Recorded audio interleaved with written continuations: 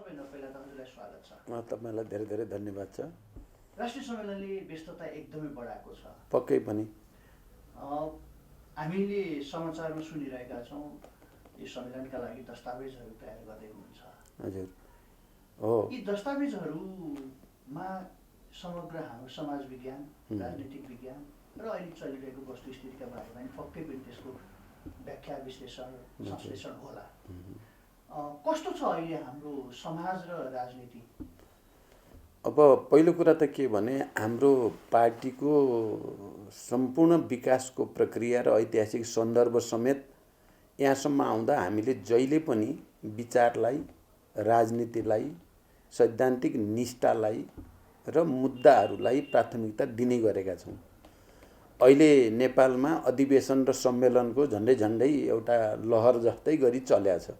सबै प्रमुख राजनीतिक दलहरू कोही महाधिवेशनमा, कोही सम्मेलनमा, भेलामा चाहिँ केन्द्रित भएको स्थिति छ। हामीलाई लाग्छ नेकपा माओवादी केन्द्र या मैले नेतृत्व गरिरहेको अहिले पार्टी त्यो चाहिँ अरूभन्दा भिन्न यस अर्थमा छ कि त्यो विचार केन्द्रित छ, बहस केन्द्रित छ। सिद्धान्त, आदर्श र अहिलेको अन्तर्राष्ट्रिय परिस्थिति, राष्ट्रिय परिस्थिति, हाम्रो विकासको चरण, अब हामी जाने बाटो आदि विषयमा चाहिँ केन्द्रित भएर चाहिँ हामी यो सम्मेलन आयोजन गरेका छौँ।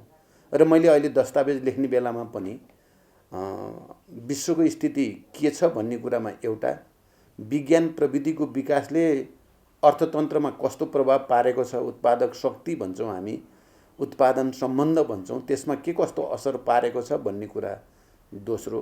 तेस्रो, नेपालकै समग्र ऐतिहासिक विकासको सन्दर्भमा हामी कहाँ आइपुगेका छौँ भन्ने र आजको बिन्दु के हो भन्ने कुराको खोजी, आजको हाम्रो आर्थिक, राजनीतिक, सामाजिक, सांस्कृतिक अवस्था कहाँनिर छ र अब हामीले जस्तो कि संविधानले दिशानिर्देश त एउटा गर्यो समाजवाद उन्मुख राज्य भनेर, तर हामी चाहिँ फेरि वैज्ञानिक समाजवादका पक्षधर हुनुको नाताले हामीले समाजवादको रणनीतिलाई कसरी कार्यान्वयन गर्ने भन्ने विषयमा मेरो अलि बढी जोड छ।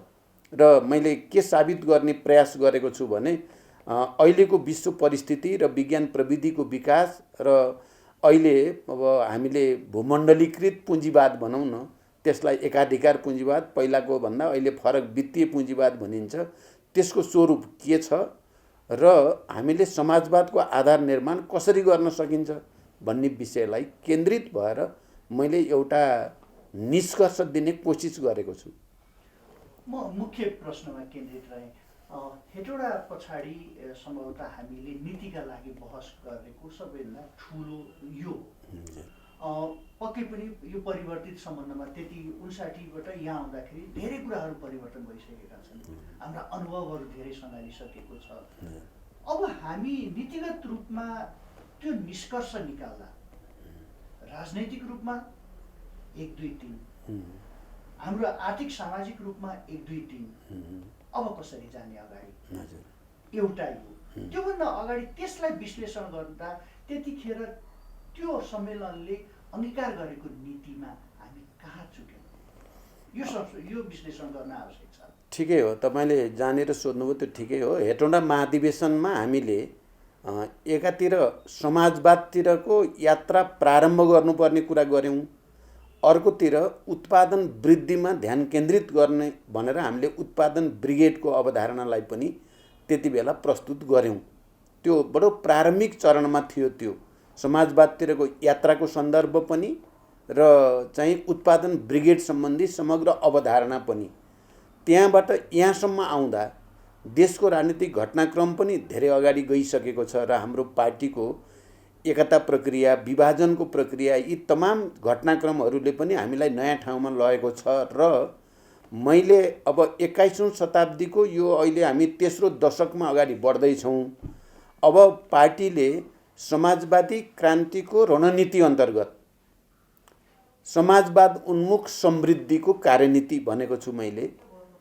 त्यो मातहतमा हामीले अब चाहिँ ठोस रूपमा नै स्थानीय तहदेखि प्रादेशिक र राष्ट्रिय तहसम्म, केन्द्रीय तहसम्म पनि हामीले उत्पादन वृद्धि गर्ने, एक समुदायको हक अधिकारलाई स्थापित गर्ने, प्रकृतिमाथि, प्राकृतिक साधन स्रोतमाथि स्थानीय जनताको अधिकारलाई स्थापित गर्ने कुरा, त्यहाँ व्यापक सामुदायिक मोर्चा बनाएर उत्पादन वृद्धि गर्ने र जनताको जो चाहना छ समृद्धिको त्यसलाई सम्बोधन गर्ने कुरा, प्रादेशिक र राष्ट्रिय तहका मुद्दामा पनि केन्द्रित भएर हामीले छिटोभन्दा छिटो राम्रोभन्दा राम्रो उपायद्वारा आर्थिक विकास गर्ने भन्ने कुरामा बढी केन्द्रित छ।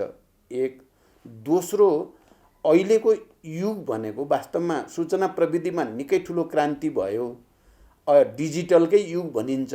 एकातिर ग्लोबलाइजेसन भूमण्डलीकरण, अर्कोतिर डिजिटलाइजेसन, अब यो सूचनामा भएको प्राविधिक क्रान्ति, यो दुईटा कुराले चाहिँ अत्यन्त सकारात्मक पनि योगदान गरेको छ उत्पादक शक्तिको विकासमा। समाजवादको वस्तुगत आधार पनि यसले तयार पारेको छ, तर यो पुँजीपतिहरूको हातमा छ। सबै उत्पादनका साधनहरू पुँजीपतिको हातमा हुनुको कारणले ठुल्ठुला समस्या पनि मानव जातिले भोग्न परेको छ। पर्यावरण विनाशको समस्या, कार्बन उत्सर्जनका कारणले जलवायु परिवर्तनको समस्या, पृथ्वीको तापक्रम बढ्ने समस्या, समुद्रको सतह बढ्ने समस्या जस्ता राष्ट्रिय मात्रै होइन अन्तर्राष्ट्रिय मुद्दाहरू छन्। र यो समस्या धरतीमा किन आयो? अहिले समुद्रका थुप्रै प्राणीहरू चाहिँ त्यहाँका जलचर मर्ने लोप हुने स्थिति बन्यो। हाम्रा जडीबुटीहरू थुप्रै चाहिँ अब ती नष्ट हुनेतिर जान थाले। हाम्रा चाहिँ स्थानीय नस्लका जीवजन्तुहरू पनि थुप्रै लुप्त हुने स्थिति पैदा भयो। के कारणले? यसको जवाफ पनि हामीले दिनुपर्छ भनेर अहिले विकास र समृद्धिको यात्रासहित हामीले प्रकृतिको संरक्षण, मानव जातिको संरक्षण, पर्यावरणको संरक्षणको मुद्दालाई स्थानीय स्तरमा पनि उठाउनु पर्ने देखेको छु मैले। त्यसलाई राष्ट्रिय स्तरमा नै उठाउनु पर्ने र अन्तर्राष्ट्रिय स्तरमा पनि कम्युनिस्टहरूले र समाजवादीले मात्रै यो धरतीको रक्षा गर्न सक्छन्। आर्थिक विकासलाई योजनाबद्ध ढङ्गले प्रकृतिलाई विनाश नगरिकन, जीवजन्तु र पर्यावरणलाई विनाश नगरिकन समुद्रको पनि संरक्षण गर्ने गरी विकास गर्न सक्ने भनेको कम्युनिस्ट र समाजवादले मात्रै हो भन्ने कुरालाई मैले प्रमाणित गर्न खोजेको छु। अहिले मेरो नयाँ कुरा भन्नुहुन्छ भने मुख्यतः यसमा केन्द्रित हुनेछ। तर यसलाई फेरि अर्कोतिर फर्काएर हेर्दाखेरि त्यहाँसम्म पुग्नको लागि जुन टुल्सहरू, जुन उपायहरू अर्थात् संरचनाहरू हुनुपर्ने हो, चाहे हाम्रो पार्टीभित्रको संरचना होस्, चाहे शासकीय स्वरूपमा देशले अगाडिको संरचना होस्, त्यो त विरोधाभास देखिन्छ। किनभने हामी कहाँ एकीकृत पुँजीबाट निश्चित भएर स्थानीय सरकारहरूले पुँजी पाउँछन् र पुँजी निर्माण गर्छन्, तर हामीले पुँजीको व्याख्या अलग ढङ्गले गरिरहेका छौँ। किनभने त्यो पुँजी कसैको हातमा छ, तर हाम्रै संरचना त्यहाँसम्म पुगिसकेको अवस्था छैन र हाम्रो संरचनाले त्यसलाई धक्का दिन सक्ने अवस्था छैन भनेपछि त्यहाँ विरोधाभास छ। यसलाई कसरी चिर्ने? पक्कै पनि तपाईँले फेरि अर्को महत्त्वपूर्ण प्रश्न सोध्नुभयो। अब हाम्रो संविधानले र अहिलेको प्रणालीले एकातिर राजनैतिक रूपमा समाजवाद उन्मुख राज्यको परिकल्पना गरेको छ र त्यहाँ हामीलाई नयाँ एउटा संरचना खडा गर्ने आधार त्यसले निर्देशन दिएको छ भने आर्थिक रूपले उसले निजी, सार्वजनिक र सहकारीको समायोजनमा नेपालको समाजवाद उन्मुख अर्थतन्त्र बढाउने भनेर पनि भनेको छ। त्यसले पनि आधार दिएको छ। त्यसै गरी जनताका केही मौलिक अधिकारको प्रश्नमा यसरी परिभाषित गरिदिएको छ कि त्यसले सबैलाई शिक्षा, स्वास्थ्य, रोजगारी प्राप्त गर्ने मौलिक अधिकार हुनेछ भन्ने कुरा पनि गरेको हुनाले संविधानको त्यो मूलभूत मान्यतामा टेकेर तपाईँले भनेको जस्तो पुँजीलाई ठिक ठाउँमा सदुपयोग गर्ने सम्भावना दिएको छ। एक। दुई, संविधानको त्यो आधारमा टेकेर ऐनहरू निर्माण गर्ने, ऐनहरू संशोधन गर्ने र पुँजी जनताको हातमा ल्याउने। किनकि हाम्रो आजको चाहिँ मूलभूत समस्या भनेको एउटा त राष्ट्रिय पुँजीको विकास भएको छैन, स्वतन्त्र आत्मनिर्भर राष्ट्रिय अर्थतन्त्रको विकास भएको छैन। अर्थतन्त्रमा दलाल भन्छौँ हामीले, दलाल पुँजीवादको या नोकरशाही पुँजीवादको या त्यस्ता तत्त्वहरूको जसले चाहिँ तपाईँको चाहिँ खालि बाहिरको सामान ल्याउने र कमिसन खाने खालकाहरूको हातमा नै बढी अर्थतन्त्रको बागडोर छ।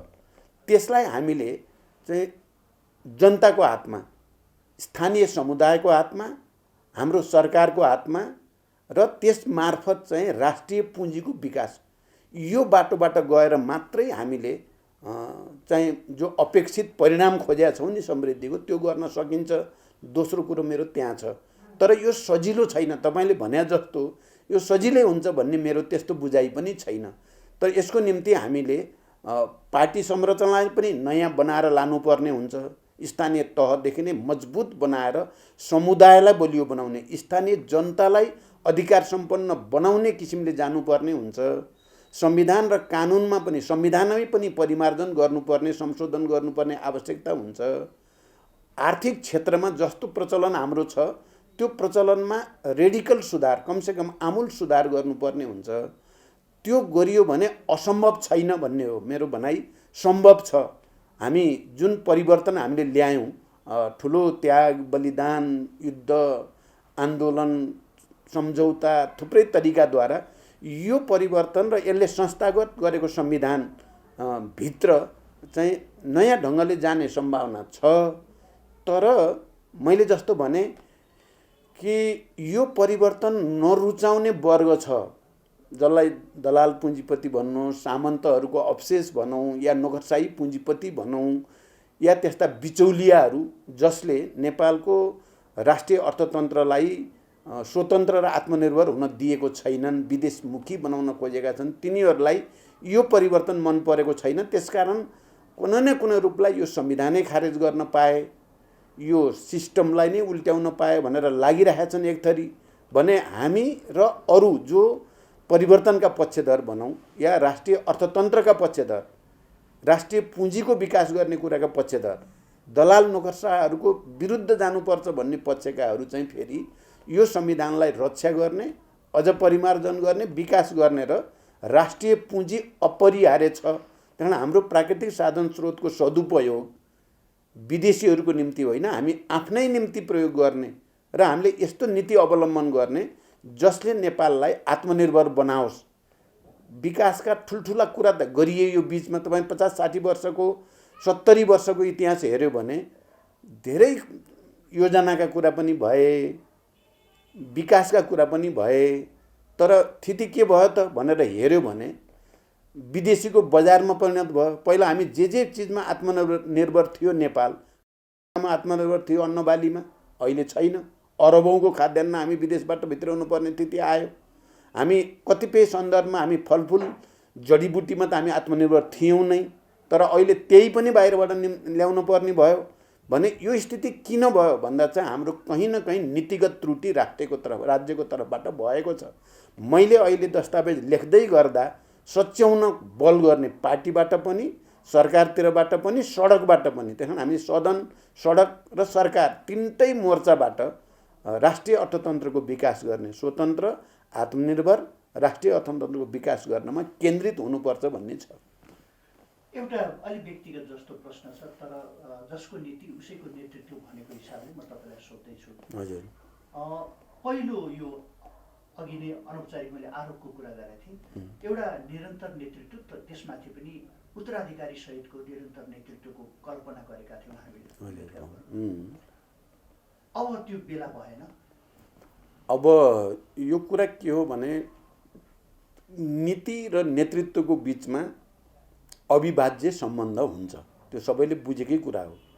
जसको नीति उसको नेतृत्व भयो भने मात्रै त्यसले गति लिन्छ, राजनीतिले पनि गति लिन्छ, पार्टीले, आन्दोलनले गति लिने कुरा हो। र नेतृत्व कति समय हुने र नहुने भन्नेमा दुईटा अवधारणा छन्। एउटा विचारलाई बाहिर राखेर, विचार त्यति ठुलो कुरो होइन, आन्दोलन, नीति, राजनीति मुद्दा ठुलो कुरो होइन, नेतृत्व 5-5 वर्षमा फेर्नु ठुलो कुरा हो भन्ने एउटा सिद्धान्त छ विश्वव्यापी रूपमा। अब त्यो सिद्धान्त एक खालको छ भने अर्को विचारलाई नेतृत्व गर्ने हदसम्म यदि कसैले नीति निर्माण गर्छ, विचारलाई नयाँ ढङ्गले अगाडि बढाउने क्षमता राख्छ भने त्यो अवधि तोकेर नेतृत्व गर्नुपर्छ भन्ने कुनै सिद्धान्त हुनु हुँदैन भन्ने अर्को छ। दुईटा मान्यता छन्। हामीले कम्युनिस्ट आन्दोलनको इतिहासमा हेर्यो भने चाहिँ नेतृत्वमा या वैचारिक प्राधिकरण, मार्क्स एङ्गेल्स जस्तो प्राधिकार भयो उनीहरू चाहिँ कहिले पनि त्यो प्राधिकारभन्दा तल बस्न पर्ने पनि भएन, बसेनन् पनि सङ्गठनको पद उनीहरूको निम्ति ठुलो कुरो होइन। दोस्रो, तपाईँ लेनिनहरूमा आउँदाखेरि पनि जीवित रहँदासम्म उहाँहरू वैचारिक अथोरिटीका साथ पुरा प्राधिकारपूर्ण ढङ्गले पार्टीको नेतृत्व गर्नुभयो। हामी चिनिया क्रान्तिमा हेर्दा पनि माओ त्से-तुङहरूले पुरा अधिकारको साथ विचारलाई नयाँ ढङ्गले विकसित गर्दै नेतृत्व गर्नुभयो। उहाँको लागि पनि ठुलो कुरो थिएन। यो एउटा ट्रेन हो, तपाईँ हेर्नुभयो भने विश्वभरि एउटा ट्रेन हो। अर्को ट्रेन छ बुर्जुवाहरूको र संशोधनवादी भन्छौँ हामी, अवसरवादीहरू चाहिँ बुर्जुवाको जस्तै जस्तै गर्नुलाई चाहिँ डेमोक्रेसी ठान्छन्। त्यहाँ विचारको बहस पनि आवश्यक ठान्दैनन् उनीहरूले, सिद्धान्तका कुरा पनि अनावश्यक ठान्छन् उनीहरूले। उनीहरूको लागि पद प्राप्ति र सुविधा प्राप्ति नै सबै कुरा हो भन्ने पर्छ। हाम्रो त्योभन्दा भिन्न छ। मलाई भन्नुहुन्छ भने हिजो जनयुद्धको क्रममा पार्टीमा निकै ठुलो बहस, छलफल, अध्ययन, अनुसन्धानको प्रक्रिया चल्यो। मान्छेहरूले चाहिँ हाँसी हाँसी ज्यान दिएर समाजको निम्ति, रूपान्तरणको निम्ति भन्दै, समानता र स्वतन्त्रताको निम्ति भन्दै मरे। त्यही बिचमा चाहिँ म सुरुदेखि भनौँ त्यसको तयारीदेखि उठान र विकाससम्म म आफै नेतृत्वमा रहिराखेँ। र त्यही बिचमा पार्टीले मलाई खालि पार्टीको अध्यक्ष वा महासचिवको रूपमा मात्रै होइन, एउटा विचारको पनि नेताको रूपमा प्रचण्ड पथ भनेर पनि त्यति बेला संश्लेषण गर्यो। यो एउटा व्यक्तिले गरेको कुरा नि थिएन, त्यो राष्ट्रिय सम्मेलनबाट सर्वसम्मत रूपमा गरियो। त्यो करिब करिब प्राधिकार बन्ने प्रक्रिया हो त्यो भनेर पनि संश्लेषण गरियो। त्यसैमा टेकेर जनयुद्धकै बिचमा 21औं शताब्दीमा जनवाद के हो त डेमोक्रेसी, अरू बुर्जुवाको डेमोक्रेसी र हामी कम्युनिस्टको डेमोक्रेसीमा अन्तर के हो भन्ने कुराको गहिरो अध्ययन र व्याख्या 21औं शताब्दीमा जनवाद भन्ने प्रस्तावमा मैले गरेको छु। र त्यो अहिले म दस्तावेज लेख्दा पनि त्यो फर्केर हेर्छु म, त्यसमा धेरै गहन र धेरै दूरगामी विचारहरू त्यहाँ प्रस्तुत गरिए। अनि हामी चुनमाङ बैठक भन्छौँ। त्यो चुनमाङ बैठकमा चाहिँ फेरि कसरी शान्ति सम्झौता र परिवर्तनलाई अगाडि बढाउने भन्ने सन्दर्भमा केही महत्त्वपूर्ण निर्णयहरू त्यसले गर्यो। अनि त्यसैको जगमा 12 बुँदे समझदारी भयो। मैले यदि चुनमाङ बैठकमा त्यो दस्तावेज जो प्रस्तुत गरेँ त्यो पारित नभएको भए 3 महिने युद्धविराम हुन्थेन। एकलौटी गरेको छु मैले युद्धविराम, त्यो हुने थिएन। त्यो युद्धविराम नभएको भए 12 बुँदे समझदारी हुने थिएन। त्यो 12 बुँदे समझदारी नभएको भए 19 दिनको ऐतिहासिक जनआन्दोलन हुने थिएन। तपाईँ हेर्नुभयो भने इतिहास र घटनाक्रमले बडो चाहिँ गम्भीर ढङ्गले एउटा नेतृत्वको विकास गरेको छ। त्यो मेरो व्यक्तिगत कुरा होइन, त्यो आन्दोलनले लाखौँ करोडौँ जनताका आवश्यकता र चाहनाले नेतृत्व विकास हुने कुरा हो। अब चाहिँ यो पार्टीलाई पनि बुर्जुवा पार्टी बनाउन चाहनेहरूले कति बसेको भनेर मलाई मानौ मैले व्यक्तिगत रूपले बसेको जस्तो। यो मेरो व्यक्तिगत कुरा होइन, यो राष्ट्रको सर्वोत्तम हितको निम्ति, जनताको चाहिँ विकास, समृद्धि र मुक्तिको निम्ति मैले अन्तिम समयसम्म लड्छु भनेर मलाई सबै साथीहरूले तपाईँ बस्नुपर्छ भनेर पो बरु म बसिरहेको छु त। व्यक्तिगत रूपले त भन्नुहुन्छ भने मलाई यत्रो चाहिँ बस्नुभन्दा चाहिँ अब त रिटायर भएर संस्मरण लेख्नु पो चाहिँ राम्रो छ। तर चाहिँ मैले अहिले जुन दस्तावेज बनाउँदैछु मलाई विश्वास छ राष्ट्रिय सम्मेलनले त्यसमा गर्व गर्नेछ र नेतृत्वप्रति गर्व गर्नेछ। यो त साइन्स हो, यो त विज्ञान हो, यो व्यक्तिगत कुरा होइन भनेर म भन्न चाहन्छु। यसमा अझ छोटकरीमा मात्र चाहे किनभने समयको कारणले गर्दाखेरि दुईटा, एउटा चाहिँ यो समग्र विषयमा अहिले जति व्याख्या गर्नु, नीतिको, नेतृत्वको, त्यसको चाहिँ समाज विज्ञानको, यी सबै व्याख्या गर्दाखेरि हाम्रो जग अहिले देश जसरी चलिरहेको छ यहाँ अहिले पनि हेर्ने हो भने बाह्य ऋण बिना हाम्रो अर्थव्यवस्था चल्न सक्ने अवस्था छैन। त्यस पछाडि अनुदान बिना चल्न सक्ने अवस्था छैन। अहिले नै हामी पनि सरकारमा सहभागी छौँ। हाम्रै पार्टीबाट अर्थमन्त्री नेतृत्वमा हुनुहुन्छ। उहाँले यी सहायताहरूका लागि लचिलो नबनिकन देश चल्न सक्ने अवस्था छैन। तर अर्कोतर्फ त्यही पार्टीको अध्यक्षले बोल्दाखेरि चाहिँ फेरि फरक दृष्टिकोण राखिदिँदाखेरि सरकार सञ्चालन र पार्टी फरक दुई विषय हुन् भनेर बुझिदिए, अर्थात् हामीले त्यसरी बुझ्यौँ। यो मैले कुनै कसलाई के भन्नुभयो भन्दाखेरि पनि हामीले नवऔपनिवेशीकरणका कुराहरू अगाडि ल्यायौँ। तर अहिले पछिल्लो यो उत्तराधुनिक समाजलाई हेर्ने हो भने योदेखि बाहेक अरू टुल्सहरू छैनन्। अब यो कुरा तपाईँको फेरि पनि धेरै गम्भीर छ। यो पहिलो कुरा त मेरो यसमा के छ भने हामीले जे गर्दै आएका छौँ त्यसले नेपाललाई धेरै अगाडि लगेको छैन। विदेशी सहायता, विदेशी अनुदान, विदेशी सामान भित्र्याउने अनि हाम्रा आफ्ना युवाहरूलाई सब विदेश पठाएर रेमिटेन्स ल्याएर देश चलाउन खोज्ने कुराले यो देश र जनताको स्वतन्त्रता र समृद्धिलाई मद्दत गरेको छैन। मेरो पहिलो निष्कर्ष यो छ। यही गरिराख्ने हो भने यो देशको तरक्की हुँदैन। यो देशले चाहिँ आफ्नो खुट्टामा टेकेर दुनियाँको अगाडि शिर ठाडो गरेर हामी आफ्नो खुट्टा टेकेर आफ्नै प्राकृतिक साधन स्रोतको सदुपयोग गरेर आफ्नै श्रम र पौरखमा चाहिँ बाँचेका छौँ भन्न सक्दैनौँ हामी। अहिले नेपालीहरू विश्वको कुनै पनि देशमा एयरपोर्टमा गयो भने नेपाली भन्ने बित्तिकै मान्छेहरूले सम्मान गर्दैनन्, किनकि हामी पछाडि परेका छौँ। त्यही यो नीति बदल्नुपर्छ भन्ने मेरो एउटा भनाइ। दोस्रो कुरो, मैले अस्ति जे व्याख्या गरेँ र यहाँ निकै ठुलो तरङ्ग पनि आयो भनियो, मानिसहरूले नबुझेर आयो भन्ने छ मेरो। मैले भनेको एउटा अन्तर्राष्ट्रिय स्तरका प्रवृत्तिहरू भनेको अन्तर्राष्ट्रिय आर्थिक प्रवृत्तिहरू के छ, पुँजीवादले कस्तो प्रवृत्ति बढाइराखेको छ र हामी समाजवादीले अब कस्तो प्रवृत्तितिर कस्तो योजनातिर सोच्नुपर्छ भनेर गरेको व्याख्यालाई मानव नेपालको अहिले भर्खरकै चाहिँ संरचनामाथि हमला गरेको हो भने जस्तो गरी बुझियो, प्रचार गरियो। जानी बुझी कतिपयले त्यसलाई तोडमरोड गरे। त्यही मेरो त्यो होइन। म त अहिले पनि भन्छु, पुँजीवाद अहिले वित्तीय पुँजीवादको रूपमा देखिएको छ। नाफा कमाउनु तिनीहरूको चाहिँ मूल ध्येय छ।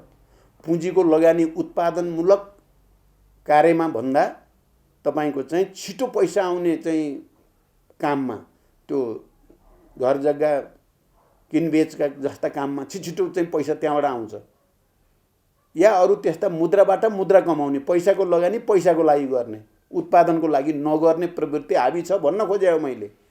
मैले कुनै सेयर बजार सिद्धिन पर्यो नेपालको भन्न खोजेकै होइन। म त लगानीकर्ताको पक्षमा छौँ हामी। तर मैले त ठुलो सैद्धान्तिक बहस पो गर्न खोजेँ हो।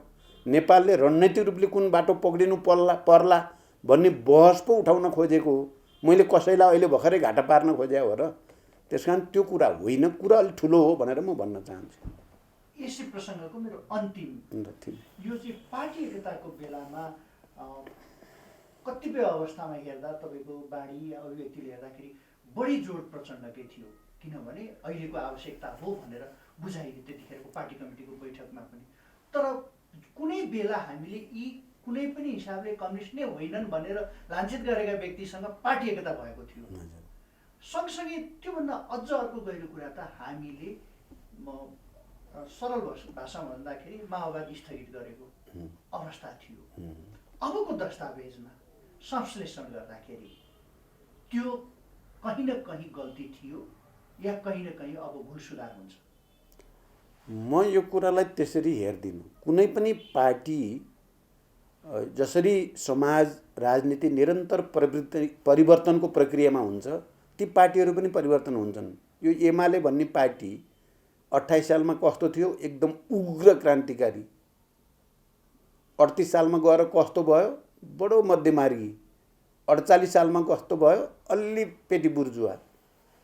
अनि 62-63 सम्म आउँदा कस्तो भयो, हामी सबै सहकार्य गरेर राजतन्त्रका विरुद्ध सामन्तवादका विरुद्ध लड्ने साथी। तपाईँ यसरी हेर्नु पर्यो। चाहिँ चिजलाई यसो भनिसकेको भनेर निरपेक्ष र यान्त्रिक र रूढिवादी रूपले हेर्न भएन भन्ने मेरो पहिलो भनाइ। दोस्रो, मैले हो पार्टी एकता गर्ने प्रस्ताव मैले नै गरे हो। मलाई त्यसमा पश्चाताप छैन, मैले गरेको सही नै हो भन्ने छ पहिलो। किनकि त्यसबाट देशमा राजनीतिक स्थायित्व पनि आउँछ, कम्युनिस्ट आन्दोलन पनि बलियो हुन्छ, जनताको आर्थिक विकासको सपना पनि पुरा गर्न सकिन्छ भन्ने मैले कल्पना गर्नु गल्ती हो भन्दा म कहीँ कतैबाट नाप्दा पनि मैले आफूले त्रुटि गरेको देख्दिनँ। दोस्रो, तेस्रो, मेरो त्रुटि थिएन भन्ने कुरा दुवैतिरका आम नेता कार्यकर्ताहरूले त्यसलाई अनुमोदन गरे खुसी साथ। त्यति मात्र होइन, आम नेपाली जनताले पनि तपाईँहरूले ठिक गर्नुभयो भनेर 2/3 बहुमत दिए। यसले पनि त्यो अनुमोदित पनि भयो। त्यसकारण पनि त्यो गल्ती थिएन। र म अहिले पनि कम्युनिस्ट आन्दोलनको एकताको पक्षमा, राजनीतिक स्थायित्वको पक्षमा, राष्ट्रिय एकताको पक्षमा छु र मेरो प्रयास त्यतैतिर हुन्छ भन्ने कुरा पनि म प्रष्ट छु।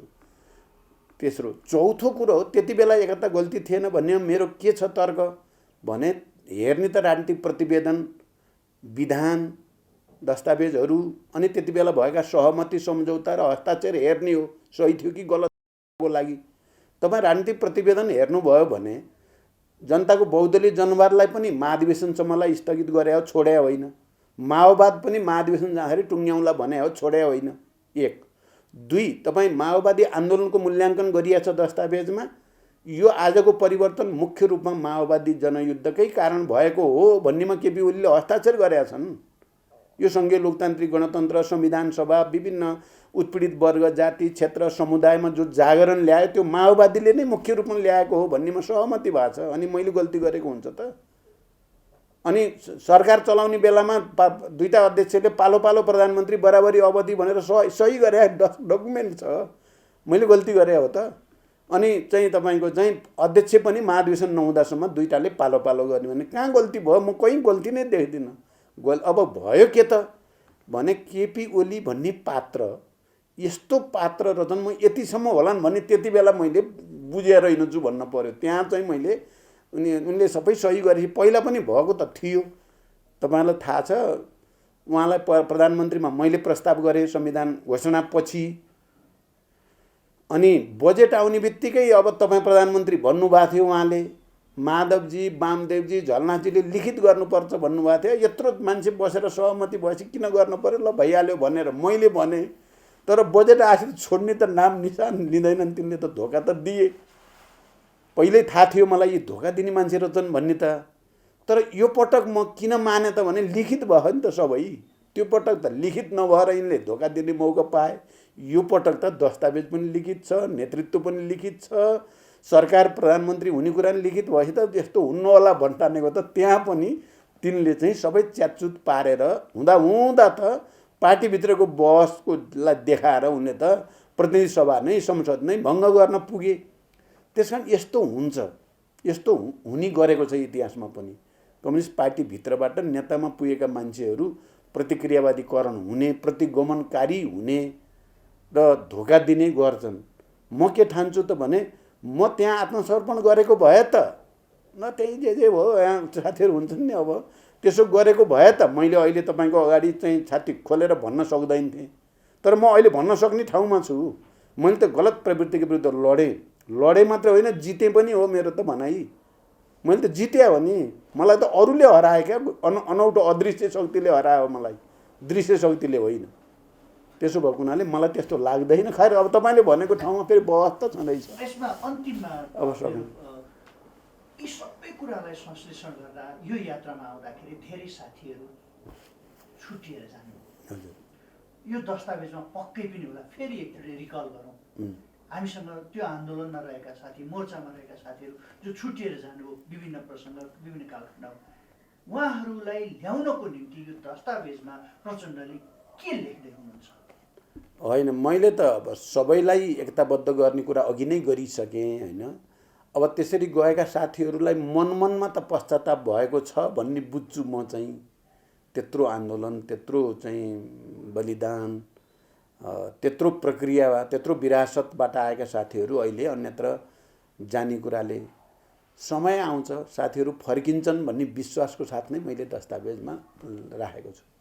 जाँदा जाँदै एउटा प्रसङ्गले अहिले सबैमा भर गरेको छ र कता कता समाचारहरू आउँदाखेरि त्यही प्रसङ्गले हजुरहरूको गठबन्धन जो अहिले वर्तमान अवस्थामा चलेको छ यसलाई पनि असर गर्न सक्छ भनेर कहीँ न कहीँ अनौपचारिक रूपमा तपाईँले पनि बोल्नु भएको छ र औपचारिक रूपमा यसलाई टुटाउन खोजिँदैछ।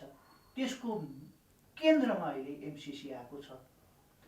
यी अहिले हजुरले मलाई दिएका प्रतिक्रिया र यी सबै कुरा सुन्दाखेरि एमसिसीका बारेमा मैले सोधिरहनु पर्ने आवश्यकता देख्दिनँ यो के हो र विचार के हो भन्ने कुरा। यद्यपि फेरि हामीसँग अरू विकासका अरू आधारहरू नहुँदाखेरि कतै न कतै यसलाई स्वीकार्नुदेखि बाहेक अर्को विकल्प पनि छैन। प्रचण्डको विचार। अब पहिलो कुरा, हामी आजकै देशको परिस्थितिमा हामी विदेशी सहायता या अनुदानलाई अस्वीकार गर्ने ठाउँमा हामी छैनौँ। हामी स्वीकार गर्दै पनि आएका छौँ, लिँदै आएका छौँ। अझ त्यसमा अनुदानको रूपमा हाम्रो भौतिक पूर्वाधार निर्माणको निम्ति आउने सहयोगलाई त हामीले खुसी साथ स्वीकार नै पर्छ, स्वीकार्छौँ पनि। पहिलो कुरा। दोस्रो कुरा, तर एमसिसी प्रोजेक्टका सन्दर्भमा केही प्रश्नहरू उठे र ती अलिक गम्भीर ढङ्गले उठे। पहिलो कुरा त यो ओरिजिनल सहमतिमा संसदमा लगेर अनुमोदन गर्ने कुरा थिएन। यो बिचमा कहाँबाट आयो, किन आयो, त्यहाँबाट सुरु भयो यसको विवाद। नत्र यो पहिला विवादमा थिएन। त्यसपछि अमेरिकाको आफ्नो ग्लोबल स्ट्रेटेजी भनौँ न, विश्वव्यापी रणनीतिको अङ्ग हो यो भन्ने जस्ता प्रचारहरू आए र त्यसले पनि फेरि नयाँ बहसलाई जन्म दियो र आम जनतामा एउटा खालको पर्सेप्सन भनौँ न, बुझाइ भयो कि एमसिसी भनेको यो राष्ट्रको हितमा छैन भन्ने खालको व्यापक रूपमा गयो। त्यसकारण हाम्रो भनाइ अहिले के हो त भने, पहिलो कुरा त यो विषयमा जहाँनिर चाहिँ त्रुटि भएका छन्, किन ओरिजिनल सहमतिबाट अर्को सहमतिमा किन लगियो भन्ने कुराको स्पष्ट पार्नु पर्यो। अनि जुन जुन प्रावधानले हामीलाई अप्ठ्यारो पार्ने जस्तो छ ती प्रावधान सच्याइनु पर्यो, त्यसलाई स्पष्ट पारिनु पर्यो। जरुरी पर्दा संशोधन पनि गर्न पर्यो, दोस्रो कुरा। तेस्रो कुरा, यो विषय अलिक गम्भीर र संवेदनशील भइ नै सकेको हुनाले राजनीतिक दलहरूको बिचमा पनि अधिकतम समझदारीको प्रयास गर्नु पर्यो। अनि राष्ट्रिय रूपमा पनि बुद्धिजीवी, पत्रकार, नागरिकहरूको पनि राय लिएर राष्ट्रिय रूपमा पनि एउटा समझदारी बनाएर मात्रै यसलाई अगाडि बढाउन सकिन्छ। जबरजस्ती गरियो भने यसले चाहिँ अप्ठ्यारो स्थिति बन्छ भन्ने भएको हुनाले नै हामी अहिले अस्ति तपाईँहरूले देखिहाल्नुभयो, अल पार्टी मिटिङ प्रधानमन्त्रीजीले बोलाउनु भयो, त्यहाँ छलफल भयो। गठबन्धनको बैठक भयो, त्यहाँ छलफल भयो। गठबन्धनले एउटा कार्यदल बनायो, त्यो कार्यदलले कहाँ कहाँ त्रुटि छ भनेर अध्ययन गर्दैछ। हिजो मात्रै त्यसको बैठक बस्यो, त्यसले चाहिँ अब गर्दैछ, फेरि 17 गते बस्दैछ। अब यो प्रक्रिया छ दोस्रो। अब तेस्रो कुरा के छ भने तपाईँको चाहिँ गठबन्धनको कुरा मलाई लाग्दैन एमसिसी ले अलिकति समय लियो नै भने पनि वा चाहिँ तपाईँको यसमा केही सुधारको गुन्जाइस छ। प्रधानमन्त्रीजीले पनि अस्ति सर्वदलीय बैठकमा, गठबन्धनको बैठकमा नि भन्नुभएको छ सुधारको गुन्जाइस त छ, म पनि कोसिस गर्छु भन्नुभएको छ। त्यस्तो भयो भने त एउटा भयो। मानौँ चाहिँ अप्ठ्यारो नै पर्यो भने पनि एमसिसीकै कारणले गठबन्धन टुट्छ भन्ने मलाई लागेको छैन, टुट्दैन। त्यति कारणले टुट्न पनि हुँदैन, टुट्न पनि दिँदैन भन्ने छ मेरो चाहिँ। र तपाईँले देख्नुभयो, अब हिजो मात्रै मेरो प्रधानमन्त्रीजीसँग कुरा भयो।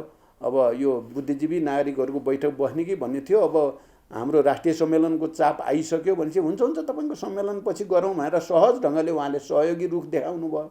भन्दाखेरि उहाँ पनि यो विषयलाई प्रधानमन्त्रीजीले पनि बुझ्नुभएको छ र अनावश्यक रूपले चाहिँ प्रेसर आउँछ भन्ने मलाई लाग्दैन। समय र विचारका लागि धन्यवाद। Thank you very much. धन्यवाद तपाईँलाई पनि।